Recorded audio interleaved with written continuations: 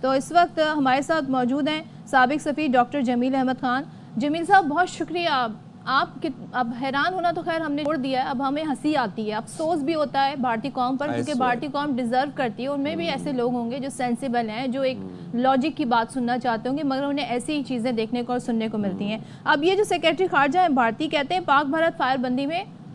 امریکی صدر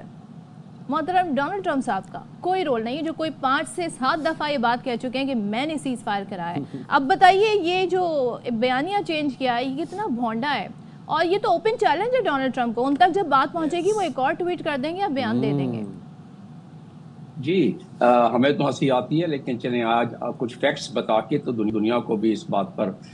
محظوظ ہونے کا چانس دیتے ہیں کہ دیکھیں اگر وہ ڈونلڈ ٹرمپ نے اگر کوئی ایسا انٹرونشن نہیں کیا، امریکہ کی اگر طرف سے کوئی انٹرونشن نہیں آئی یا کوئی انفلوئنس نہیں ہوا، تو پھر یہ آپ کی بات صحیح ہے کہ سیز فائر کیسے ہوا۔ پھر ڈونلڈ ٹرمپ 4 دن رہے سعودی عرب میں، اور ڈیلی انہوں نے کہا کہ یہ ہماری وجہ سے اور ہم نے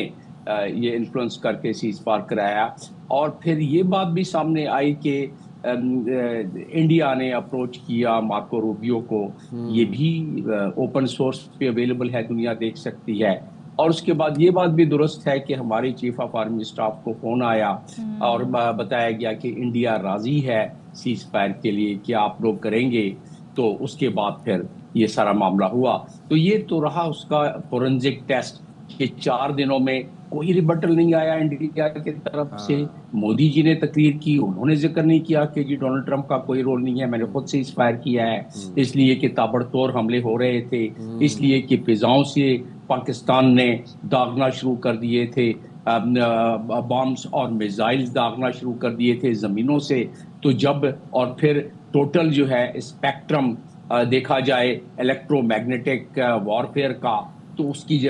وجہ سے ان کے تمام معاملات سیز ہو گئے تھے۔ ڈاکٹر صاحب اصل میں ہوا یہ ہے کہ اب یہ ان سے راہل گاندھی سوال پوچھ رہے ہیں جے شنکر سے کہ بتائیں پاکستان نے کتنے طیارے گرائے، اب یہ حقائق تو بتا نہیں سکتے،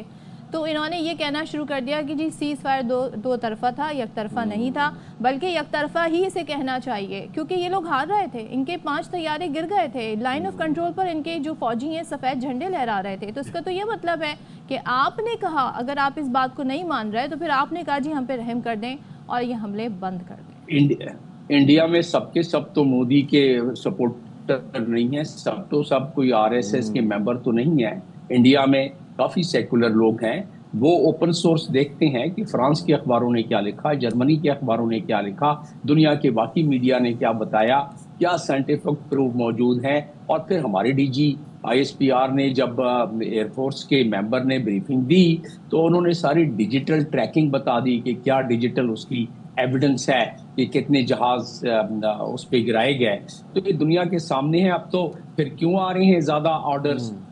چائنا کے پاس جہاز کی کمپنی کے سٹاکس کیوں بڑھ گئے ہیں پھر، کہ دنیا اتنی میں سمجھتا ہوں کم عقل تو نہیں ہے کہ وہ ان کے سٹاکس بھی بڑھ گئے اور رافیل کے سٹاکس گرنا شروع ہو گئے اور پاکستان کے ڈیفنس پروڈکشن کو آرڈرز ملنا شروع ہو گئے مختلف ہتھیار اوزار کے۔ تو کوئی تو وجہ ہو کہ دنیا میں ہوتا یہ ہے وار تھیٹر میں کہ جب بھی کوئی جنگ ہوتی ہے کسی بھی وار تھیٹر میں تو ان جنگ میں بہت سارے ویپنز جو ہیں وہ ٹیسٹ ہو جاتے ہیں، بہت سارے ہتھیار اوزار جہاز ٹیسٹ ہو جاتے ہیں۔ تو اس وار تھیٹر کا سب سے بڑا جو دنیا کو دیکھنے کا موقع ملا کہ کون سا اکوپمنٹ ہے جو کہ بہت فعال ہے، جس کو کہ وہ سمجھتے تھے کہ اتنا طاقتور نہیں ہے، جس کو وہ سمجھتے تھے کہ اس کی قیمت کم ہے، جیسے کہ JF-10 کی میں بات کر رہا ہوں، JF-17 تھنڈر کی میں بات کر رہا ہوں، میزائل 15 کی بات کر رہا ہوں چائنیز۔ تو یہ تمام چیزیں اب کیونکہ ٹیسٹ ہو گئی ہیں، اس کی آرڈر بھی، تو اگر ایسی بات تھی تو پھر ایسا کیوں ہوا؟ تو یہ تمام چیزیں ایک فورنزک اس کا ٹیسٹ ہے اور اس کے تحت، اور پھر ان کو پتا تھا کہ پاکستان نے پہلی ہی میٹنگ ہونے کے لیے تیار نہیں تھا۔ چلیں جی، جمیل صاحب ہمارے ساتھ پھر سے ایک دفعہ موجود ہیں، ان سے مزید اس حوالے سے بات بھی کر لیتے ہیں۔ جمیل صاحب ایک ذرا بات بتائیے گا کہ یہ جو ہندوتوا آئیڈیالوجیز تھیں جو کہ مودی کے سر پر سوار تھیں، اب وہ اس کے گلے میں پڑ گئی ہیں۔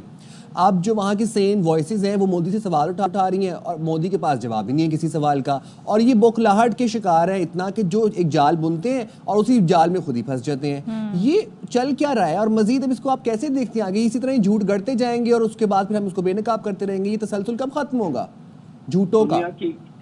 دنیا کی کوئی بھی اگزامپل لے لیں، جہاں شدت پسندی پر اور جہاں ریلیجس فیناٹزم پر اگر فارن پالیسی ترتیب دی جائے، کوئی حکومت اس کو ترتیب دے دے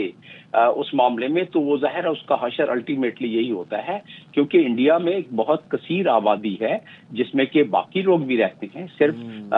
مودی کے ماننے اور آر ایس ایس کے پیروکار تو نہیں رہتے ہیں، تو ان کو اس چیز کا ادراک ہے، اسی لیے ان کو جو باٹم اپ پریشر اس وقت آ رہا ہے مودی کو، وہ بڑا خطرناک قسم کا آ رہا ہے، اور جس سے محسوس ہو رہا ہے کہ ان کی کرسی اب متزلزل ہوتی جا رہی ہے اور انہیں اب اپنے سروائیور کے لیے اس لیے پاکستان کو ہوشیار رہنا پڑے گا۔ وہ کہتے ہیں کہ کھسیانی بلی کھمبا نوچے، تو اب کہیں ایسی صورتحال میں آ کر مودی جی کوئی اور مس ایڈونچر نہ کر بیٹھیں، اور اگر اس دفعہ انہوں نے کیا تو ہماری D G I S P R نے، ہمارے پرائم منسٹر نے بڑے واضح الفاظ میں بتا دیا ہے کہ اس دفعہ جو ہم دیں گے جواب سوئفٹ، اس کا مطلب ہے سیکنڈوں میں، اور بروٹل اس کا مطلب ہے کہ بے رحمانہ جواب دیں گے۔ تو یہ چیز تو دنیا کے سامنے اب آ گئی نا۔ کل ہی کی بات ہے جب D G I S P R نے اس چیز کا اعادہ کیا ترکیے کے ایک میڈیا کو انٹرویو دیتے ہوئے، اور اس سے پہلے بھی ہم تو کہہ چکے ہیں نا، ہم تو 24 تاریخ کو یہ بات بتا چکے ہیں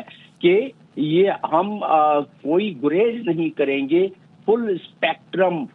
وار کے طرف جانے سے۔ اگر آپ نے ہمارے ساتھ کھلواڑ کرنے کی کوشش کی اور ایسکالیٹ کرنے کی کوشش کری، میں آپ کو بتاتا چلوں کہ فل اسپیکٹرم وار کا مطلب یہ ہے کہ ہر وہ ذرائع، چاہے وہ سائبر کرائم ہو، چاہے وہ ہائیبریڈ جنگ ہو، 5th جنریشن جنگ جس کو کہتے ہیں، یا اس میں پانی میں ہو، فضاؤں میں ہو، زمینوں میں ہو، جنگ وہ تمام کے تمام ہو جاتے ہیں، اور پھر اس میں بڑی ایک تھن لائن آ جاتی ہے، نیوکلیئر تھریش پوائنٹ کی تھن لائن آ جاتی ہے، اور جہاں جہاں دو ممالک کے نیوکلیئر تھریش پوائنٹ کا پوائنٹ آ جاتا ہے، وہاں دنیا انوالو ہو جاتی ہے نا۔ یہ لکھا ہوا ہے، کتابوں میں لکھا ہوا ہے جو میں بات کر رہا ہوں، کیونکہ پھر وہ سے بات باقی آگے پہنچ جاتی ہے۔ تو اگر وہ کہہ رہے ہیں کہ میڈیشن نہیں کرائی ڈونلڈ ٹرمپ نے، تو پھر دنیا اس پر کیوں نہیں، دنیا کیوں فکر مند تھی، دنیا کے 193 ممالک نے کیوں نہیں ساتھ دیا؟ بالکل جمیل صاحب آپ ٹھیک کہہ رہے ہیں، تھینک یو سو مچ، لیکن ہم یاد دلاتے چلیں کہ جے ڈی وینس